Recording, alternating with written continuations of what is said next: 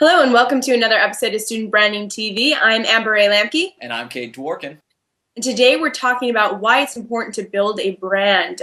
Before this episode started, I sent out a tweet asking some people for content ideas, and someone reached out to me saying, talk about how college students who build a brand will have an advantage over those who don't. And I think what it really comes down to is just understanding yourself and how to position yourself in the marketplace. And it's really important when you're post-college and you're trying to find a career, trying to figure out what career path you want to take, to really just understand what you want, what your goals are, and where you fit into all of that.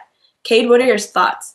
I think this is such a huge thing, right? Personal branding is something that you do because you're in a position where you can have something to talk about, right? That's a big thing here, is that you are doing it specifically so when you get to the point where you need it, you have it.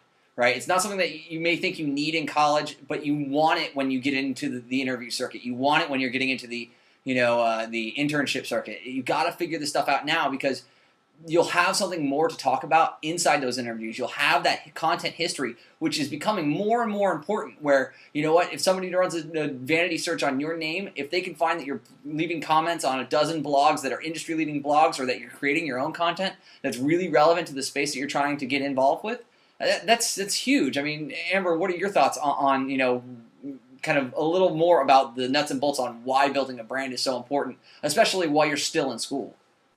Right. Well, I think it comes down to just asking yourself a lot of questions. Why? Why do I want this? Or, what makes me happy in a more tangible sense? What skills do I have that, really think back, through your past and think about where you really stood out. Take those skills and think about why that makes you different among everyone else. And I think, so whenever you're looking at a potential job or a potential opportunity, just asking yourself, why do I want this opportunity? And actually, taking time, sitting down and writing why you want that opportunity can be largely helpful. And, why am I the ideal candidate for this opportunity? And spending time thinking that through.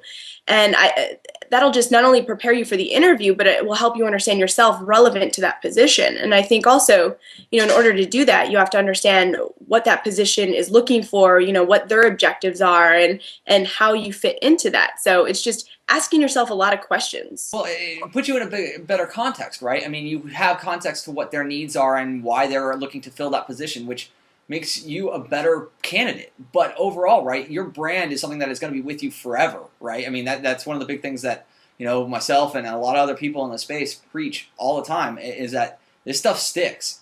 And so you want to know who you are, but that stated, people expect you as a person and as a brand to really grow.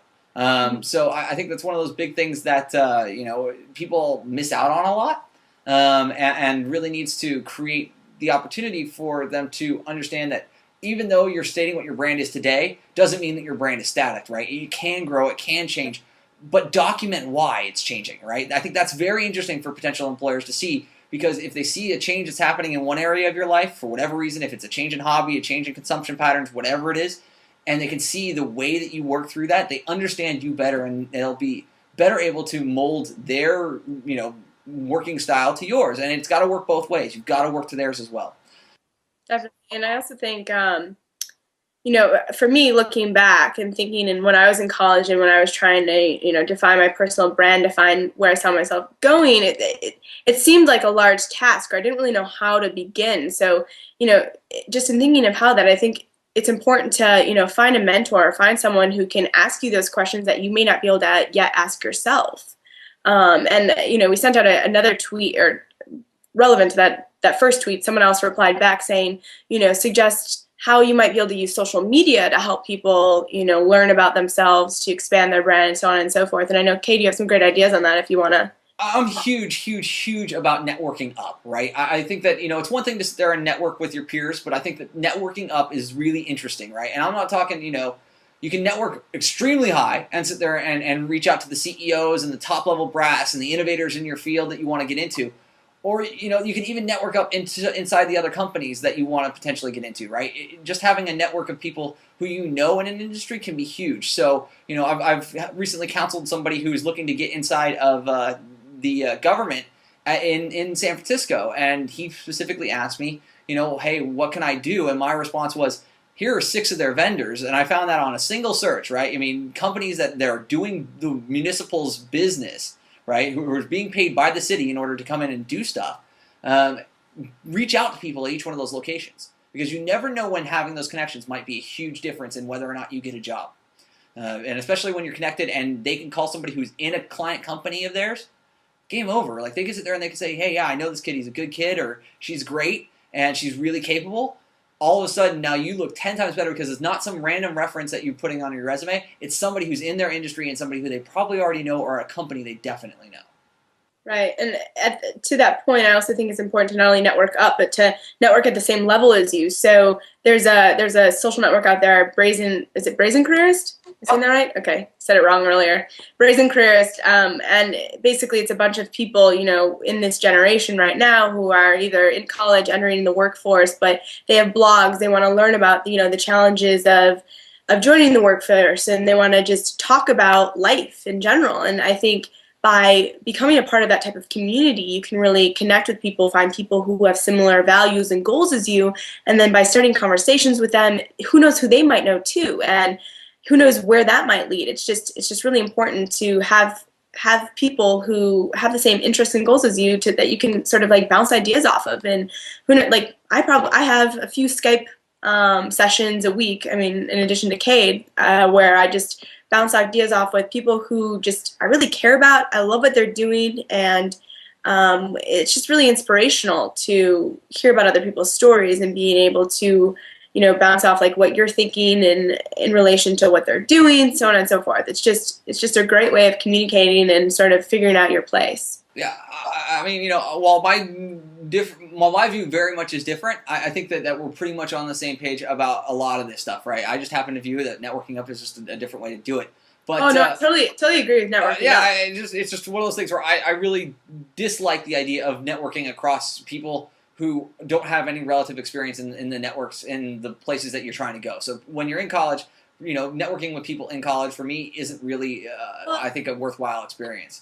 And that's not exactly what I meant. I meant just, like, for example, in this Brazen Careers community, I mean, there's people of probably a spectrum of ages. So well, that's a big difference, right? Is that there you're specifically, you know, having that big difference because you're going to that community because you know it's a Gen Y kind of inclusive community, not a very narrow cast of people with experiences.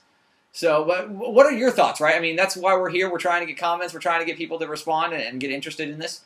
Talk it up with us. So be sure to leave a comment here. You can always send something to studentbrandingtv@gmail.com. Also, check out what's going on the website, studentbranding.com. We haven't plugged them the last couple of times. They, you know, continue to create great content, and new videos are going up all the time. So please take a peek at those. Away from ours, people are doing their own video posts, which is interesting and fun. You know, thank you for your time. We always appreciate it.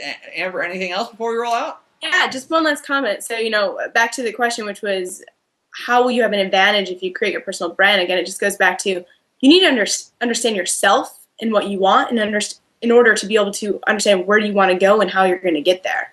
So the first step is, you know, going internally and thinking within. And once you do that, then you know how to actually, you know, figure out what path is right for you. So, you know, just take some time. And if you're having a hard time with it, you can reach out to us, ask us questions. We'll be sure to shoot you back some, like, here are like 10 things to think about. You know, we'd love to provide that sort of support. So again, you can reach us at studentbrandingtv@gmail.com. I'm also on Twitter at @Amber_Rae, R-A-E, and Cade is @Cade Dworkin. So we look forward to hearing from you, and we'll chat with you next week. Bye.